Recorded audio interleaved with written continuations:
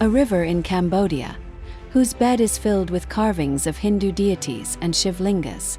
A hidden gem in the lush green forest of Cambodia is Kabal Speen, often referred to as the River of 1,000 Lingas because of the countless carvings in the riverbed. Kabal Speen is located in the Phnom Kolon National Park in Cambodia, about 25 kilometers away from the famous temple of Angkor Wat.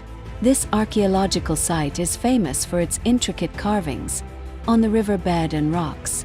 Although there is no temple, the riverbed is filled with statues of Hindu deities and carvings of thousands of lingas.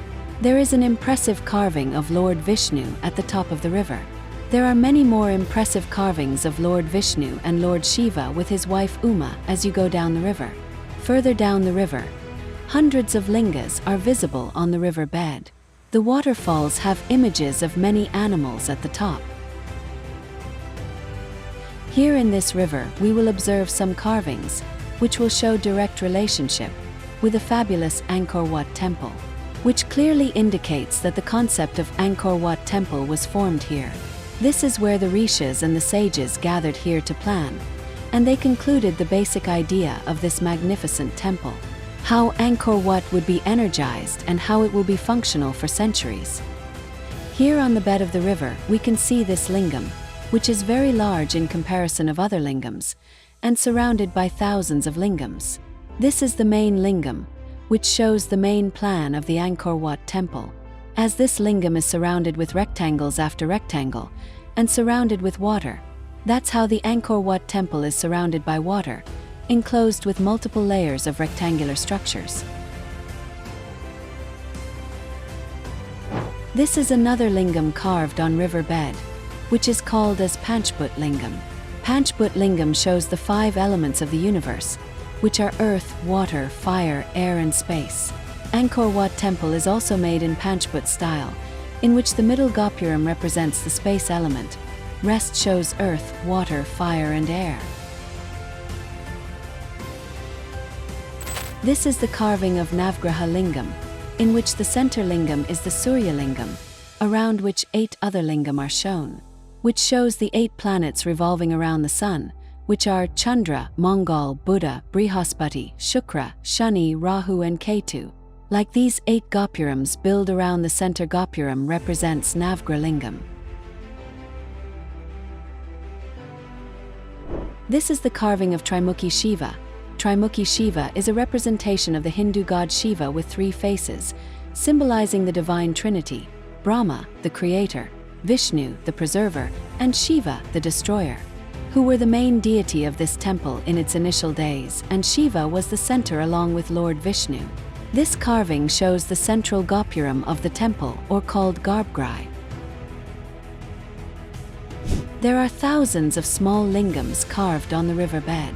If we see these small lingam carefully, these lingams are in a pattern of 8 by 8, which means 8 columns and 8 rows, which are 64 in total. The number 64 is a perfect square, 8 by 8, symbolizing balance and completeness. If we study Hindu scriptures carefully, it's clearly described that there are 64 Bhairavas, means these show the 64 forms of Lord Shiva, which was once the main deity of Angkor Wat temple in its initial days. This shows that the base plan of this temple is based on the divine forms of Shiva, but the outer lotus pattern of the Gopurams shows the presence of Lord Vishnu in the temple. In short, this temple shows 3 forms of life, 5 fundamental elements for the existence of life, and 9 supportive components that balance life. And when all these elements mingle with Shakti, it creates unimaginable energy, as this temple was when it was in its original condition. This clearly shows that the architects who made Angkor Wat temple would have come to this jungle to meditate in the caves of the jungle, which are spread along the bed of this river.